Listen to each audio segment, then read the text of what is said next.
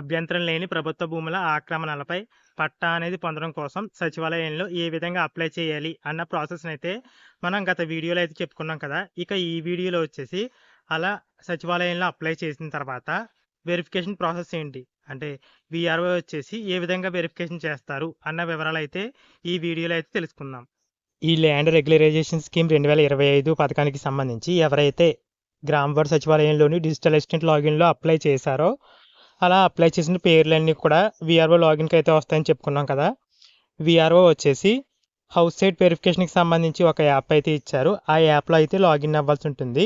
ఆ యాప్ పేరు వచ్చేసి ఏపీఆర్ఎస్ 2025. ఆ యాప్‌లో లాగిన్ అయిన తర్వాత ఈ విధంగా AP regularisation scheme 2025 house site verification అలాగే సర్వే ఇలా 3 ఆప్షన్లు అయితే ఉన్నాయి కదా! పైన ఉన్నటువంటి ఏపీ రెగ్యులరైజేషన్ స్కీమ్ 2025 అనే ఆప్షన్ పైన అయితే క్లిక్ చేయాల్సి ఉంటుంది. అలా క్లిక్ చేసిన తర్వాత విలేజ్ పేరు అయితే సెలెక్ట్ చేసుకోవాలి. ఇక్కడ విలేజ్‌లో వచ్చేసి ఏ సచివాలయాల్లో అయితే ఆ మండలంలో అప్లై చేశారో ఈ ల్యాండ్ రెగ్యులరైజేషన్ స్కీమ్‌కి సంబంధించి ఆ విలేజ్ పేర్లు అయితే ఇక్కడ రావడం జరుగుతాయి. విలేజ్ పేరు అయితే సెలెక్ట్ చేసుకుంటారు. అలా విలేజ్ పేరు సెలెక్ట్ చేసుకున్న తర్వాత ఆ సచివాలయంలో ఎవరైతే ఈ ల్యాండ్ రెగ్యులరైజేషన్ స్కీమ్ అంటే అభ్యంతరం లేని ప్రభుత్వ భూముల ఆక్రమణలకు సంబంధించి పట్టా పొందడం కోసం అప్లై చేశారో వారి పేర్లు అయితే ఇక్కడ డిస్ప్లే అవుతాయి. ఇప్పుడు ఎవరికైతే వెరిఫికేషన్ చేయాలనుకుంటున్నారో వారి పేరు పైన అయితే క్లిక్ చేస్తారు.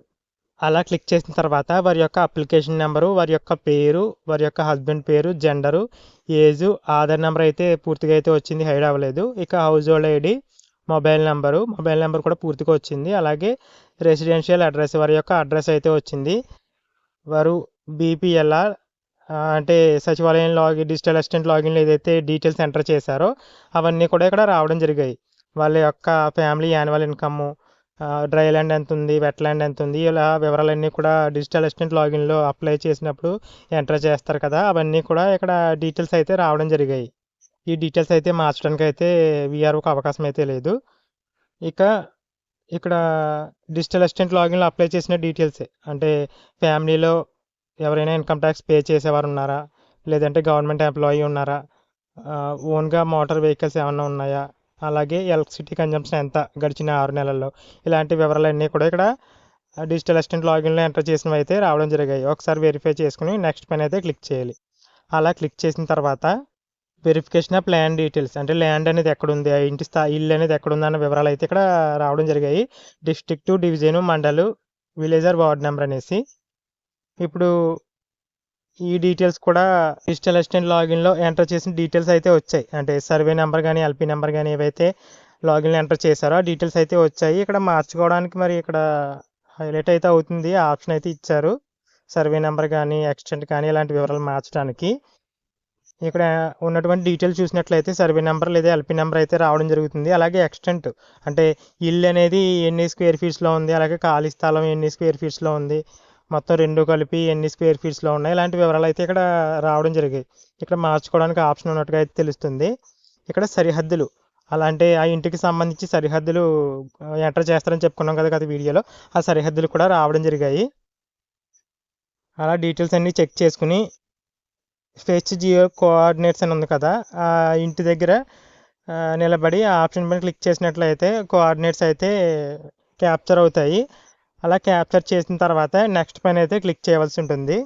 అలా క్లిక్ చేసిన తర్వాత ఇక్కడ ఒక డేట్ అయితే ఇచ్చారు చూసారా, 15/10/2019 అక్కడ కట్ ఆఫ్ డేట్ అయితే ఇచ్చారు. ఎందుకంటే ఆ 15 అక్టోబర్ 2019కి ముందు ఆక్రమించుకున్న ప్రభుత్వ భూములకు మాత్రమే, అభ్యంతరం లేకపోతే అలాంటి భూములపైన మాత్రమే పట్టా అయితే ఇస్తారు.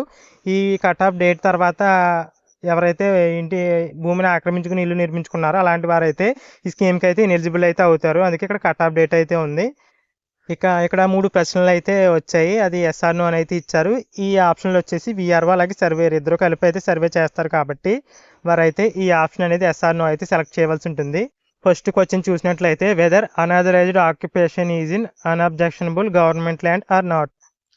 అంటే ఇప్పుడు అప్లికెంట్ ఎవరైతే ఉన్నారో వారు అప్లై చేసుకున్న ఈ అప్లికేషన్ అనేది ల్యాండ్ ఇల్లు ఏదైతే ఉందో దానిపైన ఏదైనా అభ్యంతరాలు ఉన్నాయా లేదా అన్న ప్రశ్న అయితే ఇక్కడైతే అడుగుతున్నారు.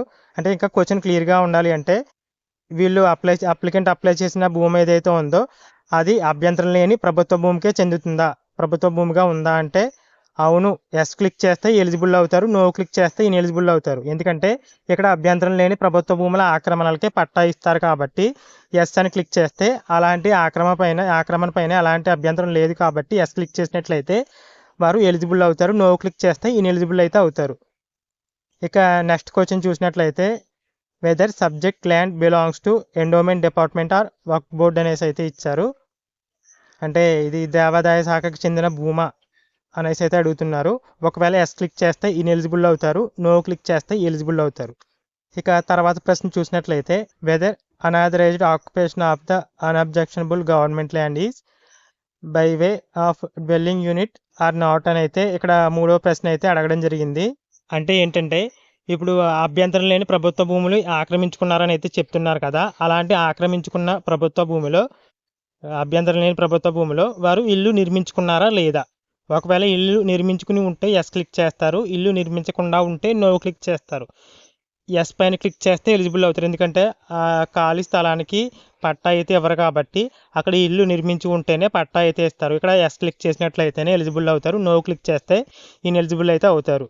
అలా నెక్స్ట్ పైన క్లిక్ చేసిన తర్వాత డాక్యుమెంట్స్ అప్లోడ్ అనే ఒక ఆప్షన్ అయితే ఇచ్చారు. ఈ డాక్యుమెంట్స్ అప్లోడ్లో ఏవైతే డిజిటల్ అసిస్టెంట్ లాగిన్లో అప్లై చేసినప్పుడు డాక్యుమెంట్స్ అప్లోడ్ చేశారో ఆ డాక్యుమెంట్స్ అనేవి చెక్ చేసుకోవడానికి అంటే వెరిఫై చేసుకోవడానికి ఇక్కడ ఆప్షన్ అయితే ఇచ్చారు. వ్యూ పైన క్లిక్ చేసినట్లయితే అప్లోడ్ చేసిన డాక్యుమెంట్స్ అయితే వెరిఫై చేసుకోవచ్చు. ఇక తర్వాత చూసినట్లయితే check list of VRO or surveyor, అంటే విఆర్ఓ అలాగే సర్వేయర్ ఇద్దరు కలిసి సర్వే అయితే చేస్తున్నారు కాబట్టి వారిద్దరూ కలిసి చెక్ లిస్ట్ అయితే ఇక్కడ అప్లోడ్ చేయవలసి ఉంటుంది. అలాగే రేషన్ కార్డ్ అప్లోడ్ చేయవలసి ఉంటుంది. ఇక్కడ అప్లోడ్ చేయవలసి ఉంటుందని అయితే అనుకుంటున్నాను, ఎందుకంటే చెక్ లిస్ట్ అనేది గతంలో విఆర్ఓ అలాగే సర్వేయర్ ఎవరో అప్లోడ్ చేయలేదు కాబట్టి వారిద్దరూ కూడా ఇక్కడ చెక్ లిస్ట్ అయితే ఉంటుంది. వారి సైన్ స్టాంపులతో ఇక్కడ సర్టిఫికెట్ అయితే అప్లోడ్ చేస్తారు. దానిపైన అభ్యంతరం ఉందా ఏంటి, రిమార్క్స్ ఏంటి అనేసి ఇక్కడ అప్లోడ్ చేస్తారు. అలాగే photograph of occupant along with dwelling unit, అంటే ఇంటికి సంబంధించి ఫోటో అప్లికెంట్తో సహా వారు ఇక్కడ అప్లోడ్ చేయవలసి ఫోటో అయితే తీయవలసి ఉంటుంది. అలాగే రిమార్క్స్ అయితే ఎంటర్ చేస్తారు విఆర్ఓ అలాగే సర్వేయర్. ఇక కన్సెంట్ అయితే ఉంది. విఆర్ఓ అలాగే సర్వేయర్ ఇద్దరు కూడా ఈ ఏదైతే డేటా ఎంటర్ చేశారో ఇంతకు ముందు వరకు కూడా అందులో అవన్నీ కూడా కరెక్ట్గానే ఉన్నాయి అనేసి ఒప్పుకుంటున్నట్టుగా అక్కడ కన్సెంట్ బాక్స్ అయితే ఉంది కదా, అక్కడ క్లిక్ చేసి సబ్మిట్ పైన అయితే క్లిక్ చేయాలి. ఇక్కడతో వెరిఫికేషన్ అయితే పూర్తవుతుంది. నెక్స్ట్ ప్రాసెస్ ఏంటో తెలుసుకుని తర్వాత వీడియోలో అయితే ఎక్స్ప్లెయిన్ చేస్తాను. Thanks for watching.